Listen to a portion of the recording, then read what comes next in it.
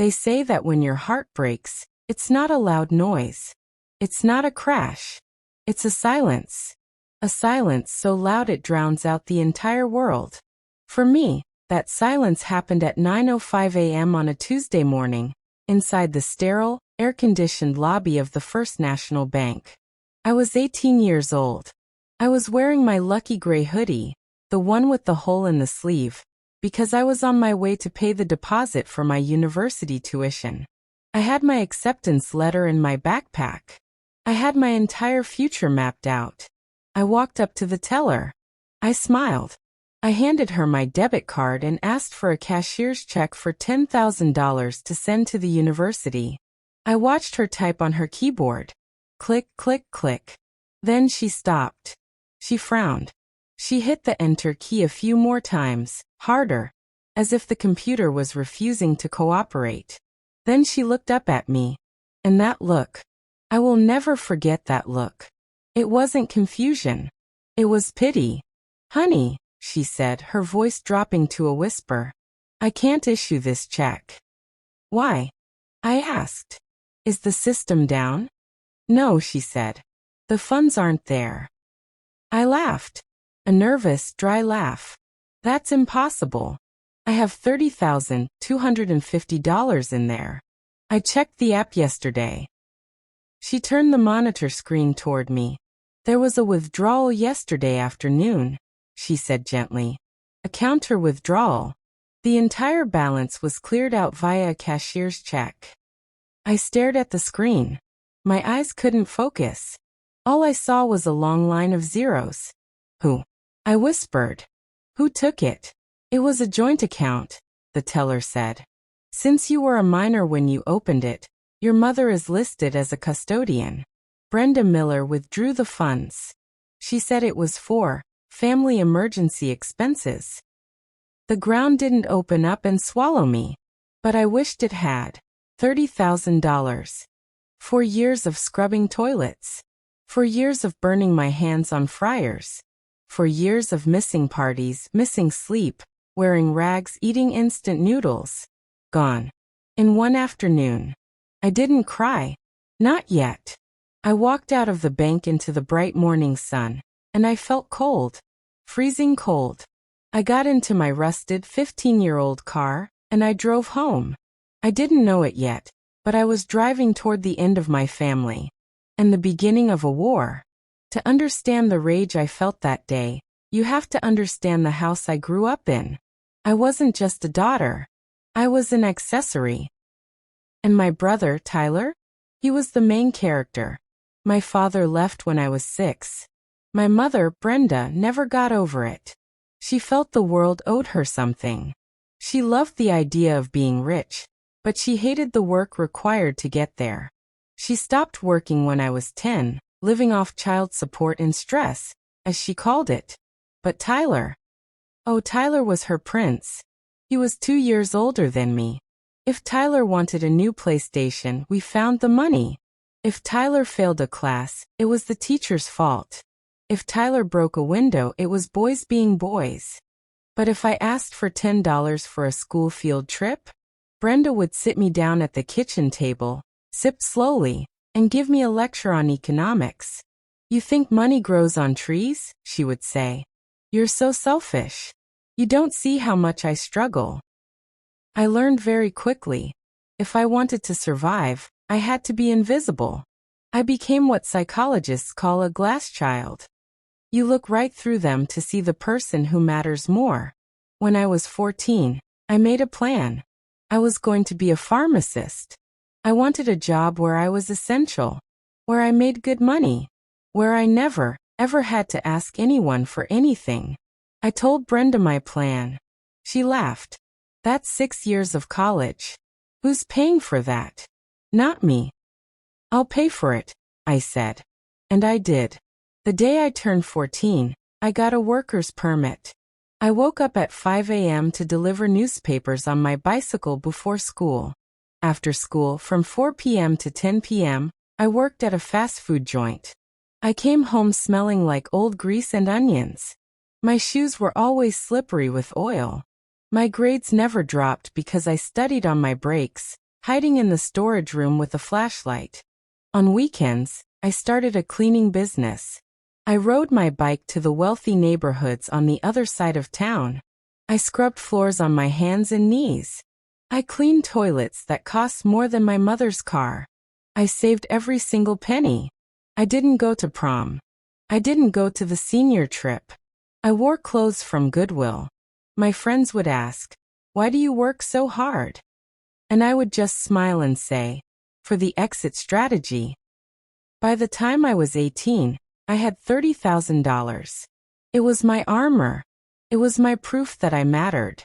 Because I was a minor, the bank required a parent on the account. I remember the day we opened it. Brenda signed the paper without looking. I asked her, "Mom, this money is safe, right? You won't touch it." She looked offended. "I'm your mother. I'm just on there for the paperwork. That's your hard work. I wouldn't dream of touching it." She looked me in the eye when she said it. She actually looked like a proud mother for a second. That was the lie that hurt the most. Let's go back to that Tuesday. I pulled into the driveway of our small, rented house. My hands were shaking so hard I could barely turn the key to turn off the engine. And then I saw it. Parked right in the middle of the driveway. Gleaming. Aggressive. Beautiful. A brand new, candy apple red sports car. My stomach dropped to my knees. Tyler was standing next to it. He was wearing new sunglasses, holding his phone up, taking a selfie with the hood. He looked like he had just won the lottery. I got out of my car. My legs felt like jelly. "Nice, right?" Tyler yelled over. 0 to 60 in 4 seconds, baby. I walked past him. I didn't say a word. I pushed open the front door. Brenda was sitting at the kitchen table. She had a travel brochure open in front of her. Luxury Caribbean cruises. She was sipping coffee from a mug that said "World's Best Mom." I slammed the bank receipt on the table. The sound echoed through the house. "Where is it?" I choked out. My voice was raspy. Brenda didn't jump. She didn't look guilty. She just slowly looked up over her reading glasses. "Lower your voice," she said calmly. "You're being hysterical." "My money," I screamed. "The account is empty. $30,000. Did you take it?" She took a sip of coffee. "I didn't take it. I reallocated it." Reallocated? I felt like I was going to vomit. "Tyler needed a reliable vehicle," she said, as if she was explaining that we needed milk. "He's trying to get his influencer career off the ground. He can't show up to events in a junker. Appearance is everything. And the rest, well, I booked the cruise. I've been so stressed lately. My doctor said I need salt air." I stood there, trembling. "That was my college money," I whispered. "I scrubbed toilets for that. I missed my childhood for that." She stood up then. Her face hardened. "Don't be dramatic. You're smart. You'll figure something out. You always do. Besides." She paused and delivered the line that broke me. "It's family money. Since I'm the parent, and I'm on the account, it belongs to the household. I decided the household needed a car and a vacation more than you needed. Whatever you were going to do." "Pharmacist," I said. "I was going to be a pharmacist." "Well," she waved her hand dismissively. "Take out a loan like everyone else. Stop being so selfish. Be happy for your brother." I looked out the window. Tyler was revving the engine. Vroom, vroom. They were celebrating. They were happy. And they had cannibalized me to do it. I realized then that screaming wouldn't help. Crying wouldn't help. To them, I wasn't a person.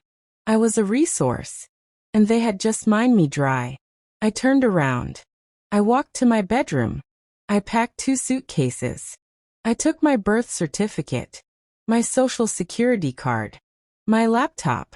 I walked out past the kitchen. Brenda was back to reading her brochure. She didn't even look up. I walked past Tyler. "Hey," he shouted. "You didn't say what you think of the ride." I looked at him. I looked at the car bought with my sweat. It's very red, I said. And I got in my car and I drove away. Revenge wasn't on my mind that first week. Survival was. When you leave home with $200 in your pocket and no credit history, the world is a very scary place. I couldn't afford an apartment. I couldn't afford a hotel. So I lived in my Honda Civic. Have you ever slept in a car? It's not like the movies. It's cold. It's damp. Your neck cramps. But the worst part is the fear. Every time a headlight sweeps across your window, you freeze. Is it the police? Is it a robber? I parked in 24-hour Walmart parking lots because they had lights and cameras. I showered at the cheap gym where I had a membership. I washed my underwear in the sink. I had to call the university. I had to tell them I couldn't pay the deposit. The admissions officer was kind but firm. We can defer your acceptance for 1 year. But if you can't pay by next fall, you lose your spot. 1 year. I had 1 year to replace 4 years of savings. I went into overdrive. I kept my job at the burger joint. I took extra shifts. I picked up shifts at a warehouse moving boxes on the night shift. I worked 18 hours a day. I was exhausted. I was thin. My skin was gray. And every time I opened Instagram, I saw them. There was Tyler, posing on the hood of the red car. Caption: New wheels. Hard work pays off. Hashtag grindset. Hard work. He had never worked a day in his life. There was Brenda, posting from a cruise ship deck, holding a cocktail. Caption: Finally some me time. Motherhood is the hardest job in the world. I wanted to scream. I wanted to drive to that house and destroy the car with a baseball bat. I actually went to a lawyer. A free legal aid clinic. I sat across from a tired-looking attorney and told him everything. He looked at the paperwork. He sighed. I believe you, he said. But legally? It was a joint account with right of survivorship and equal access. She didn't forge your signature. She used her own access. It's immoral. It's evil. But it's not theft in the eyes of the law. You'd spend more on legal fees than you'd ever get back. I walked out of that office feeling like I had been punched in the gut. The law couldn't help me. The police couldn't help me. My mother and brother had committed the perfect scam. But then, I remembered something. I was working at the warehouse, loading boxes onto a truck. 2 of the older guys were talking during a break.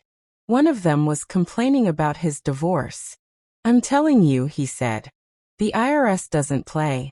My ex-wife tried to hide some cash, and they audited her back to the Stone Age.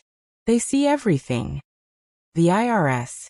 I stopped loading the box. My mother didn't have a job.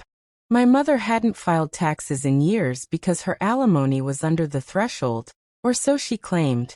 And my mother had just acquired $30,000 in income that she definitely didn't report. And she had given a $25,000 car to her son as a gift. I smiled for the first time in months. The law couldn't help me recover the money. But the law, specifically the tax code, could certainly make sure they didn't enjoy it. They say revenge is a dish best served cold. I disagree. Revenge is a dish best served with paperwork. I didn't rush. I needed this to be watertight. I spent my nights at the public library. I read up on the gift tax. I read up on unreported income. Here is what I found. Since I earned the money, it was my income. But by taking it, Brenda had essentially claimed it. Since she didn't report it, that was tax fraud. When she bought the car for Tyler and put it in his name, that was a gift. In the US, if you give someone a gift over a certain amount, it was around $15,000 back then, you have to file a form. You don't necessarily pay tax on it immediately, but you must report it. I knew Brenda didn't even know what a gift tax form was. I gathered my evidence. I had my old pay stubs proving I earned the money. I had the bank statement showing the withdrawal by Brenda Miller. I had screenshots of Tyler's Instagram bragging about the gift from Mom. Then I filed my own taxes. I was meticulous. I reported every dime I earned. And I attached a note explaining that the total assets were seized by a custodian. Then came the checkmate. IRS Form 3949A. This is the form you use to report suspected tax violation by another person. I filled it out. Name Brenda Miller. Violation. Unreported income. Failure to file gift tax return. Details. Individual seized $30,250 in liquid assets and purchased a vehicle valued at approximate $25,000 for a third party without declaring either event. I put it in an envelope. I walked to the mailbox. I hesitated for 1 second. I thought about my childhood. I thought about the time she did hug me. Then I thought about the text she sent me when I told her I was homeless. She had written, "Well, maybe this will teach you to be more humble." I dropped the envelope in the slot. I felt a weight lift off my chest. Now, I just had to wait. The thing about government bureaucracy is that it moves slowly. 6 months passed. I was still working 2 jobs, but I had saved enough for a small studio apartment. I was back on my feet. I had blocked Brenda and Tyler on everything. I didn't know if the IRS had done anything. I started to worry that maybe they threw my letter in the trash.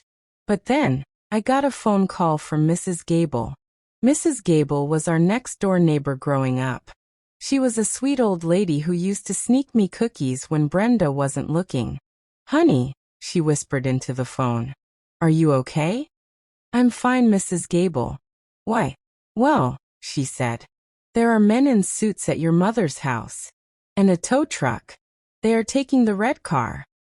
I sat down on my cheap IKEA chair. A shiver of pure, electric delight went down my spine. "Tell me everything," I said. "Here is what happened, pieced together from Mrs. Gable and public records. The IRS didn't just look at the $30,000. Once you trigger an audit, they look at everything. They looked at her alimony. They looked at her child support. They looked at the side cash she was making from selling crafts online that she never reported. They went back 7 years. They found that she owed back taxes. A lot of back taxes. And then they hit her with the penalties. And the interest. And the fraud fines. It wasn't just a bill. It was an avalanche. She didn't have the cash to pay it. She had spent it all on the cruise and the car. So, the government started seizing assets. They put a lien on the house, which she was renting to own. The landlord found out and evicted her for violating the lease terms. And the red car? Since it was bought with ill-gotten funds and involved in the tax dispute, it was seized. Tyler watched as a tow truck driver hooked up his precious influencer mobile and dragged it away. He tried to stop them. He screamed, "Do you know who I am?" The IRS agent apparently just said, "No. Step aside, sir." But the financial ruin wasn't the best part. The best part was the relationship ruin. When the money ran out, the golden child showed his true colors. Brenda asked Tyler for help. She asked him to get a job to help pay for an apartment. Tyler? He blamed her. He told her she was stupid for getting caught. He told her she ruined his image by having his car repoed. He packed his bags and moved in with a girlfriend 3 towns away. He blocked Brenda's number. He left his own mother homeless and drowning in debt. Brenda ended up in a tiny, rundown apartment in a bad neighborhood. She had to take a job as a cashier at a grocery store, the very job she used to mock me for doing. She tried to contact me. I saw the emails in my spam folder. "Daughter, I know we have our differences, but family helps family. I am drowning. Please call me." I didn't reply. I printed the email out, lit a match, and watched it burn in my kitchen sink. That was 7 years ago. Since then, I reclaimed my life. I worked my way through pharmacy school. It took me 2 years longer than expected because I had to pay as I went, but I did it. I graduated with honors. I have a great job. I have a house with a garden. I have a dog. I have a fiancé who knows my story and treats me like a queen. I never got that $30,000 back. But I look at it as the price I paid for my freedom. It was the severance package to fire my toxic family. I thought the story was over. But life has a funny way of giving you one last test. 3 days ago, I was at the pharmacy, checking a prescription, when the landline rang. I picked it up. Dr. Miller speaking. Hello, a woman's voice said. Is this the daughter of Brenda Miller? I froze. Who is this? I'm a caseworker from the state hospital. Your mother was admitted 2 days ago. She had a severe stroke. She has lost mobility on her right side. I stayed silent. Ma'am, the worker asked. Are you there? I'm here, I said. Okay. Well, we are preparing for discharge, but she cannot live alone. She needs full-time assisted living. Her insurance, well, it's state minimum. It doesn't cover the decent facilities. It only covers the state-run wards, which are overcrowded. The worker paused. Brenda told us you are a pharmacist. She said you are very successful. She is asking if you would be willing to act as her financial guarantor, so she can go to a private nursing home. Or perhaps she could move in with you. I closed my eyes. I saw the bank teller. I saw the red car. I saw myself sleeping in the Honda Civic in the Walmart parking lot, shivering. I heard her voice saying, "It's family money." I took a deep breath. "I'm sorry," I said, my voice steady and calm. "You must be mistaken. Brenda has a son named Tyler.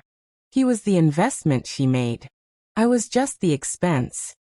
"I don't understand," the worker said. "She spent her life investing in her son," I explained. "She gave him everything. I'm sure if you call him, he will be happy to use that family money to take care of her."